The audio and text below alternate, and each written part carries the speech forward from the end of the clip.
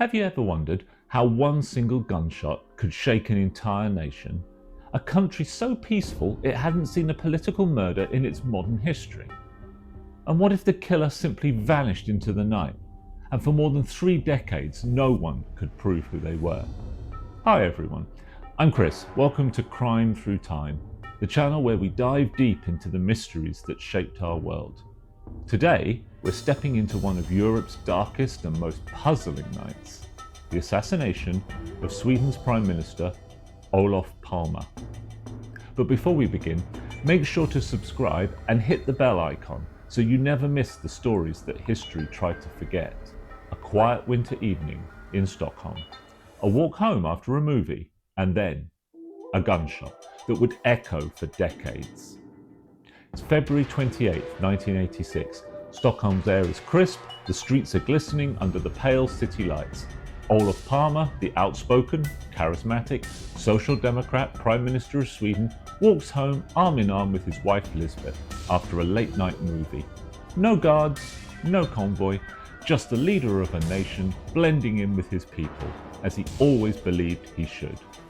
And then suddenly, a flash, a bang, and silence. Palme collapses on the cold pavement, a .357 Magnum round having torn through his back. Lisbeth screams, turning in time to see a dark figure disappearing into the shadows. Within minutes, chaos erupts. Police cars flood Garden Street. Paramedics fight to save the Prime Minister's life. But at 6 minutes past midnight, at Sabbatsberg Hospital, Olof Palme is pronounced dead, and Sweden's heart stops with him. The investigation that follows becomes one of the largest and most infamous in world history. 10,000 suspects, endless theories, and still no closure. Was it a lone madman, a political conspiracy, the work of foreign intelligence? Theories range from the CIA to, of all things, South African hitmen, and to Sweden's own secret police. Then comes Christer Pettersson, a troubled man with a criminal past. He's identified by Lisbeth Palme herself and convicted. But months later, the verdict collapses.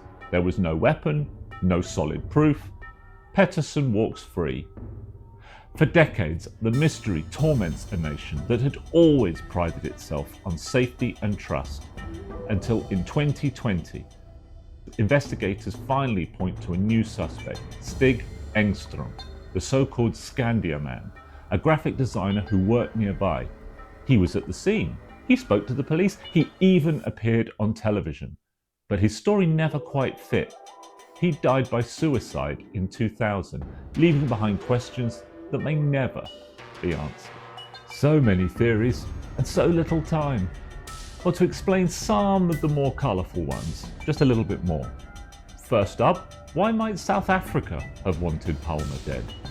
It's said he'd angered them due to his fierce opposition to apartheid. Do you think that's enough of a motive? Or how about the PKK, the Kurdistan Workers' Party? Palme's government had branded them a terrorist group. Is that enough reason in your eyes?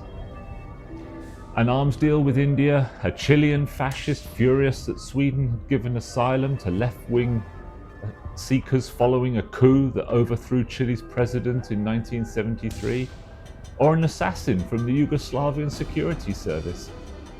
It seems the real question might be, who didn't have reason to want this man dead? As always, I want to know what you think. Let me know in the comments.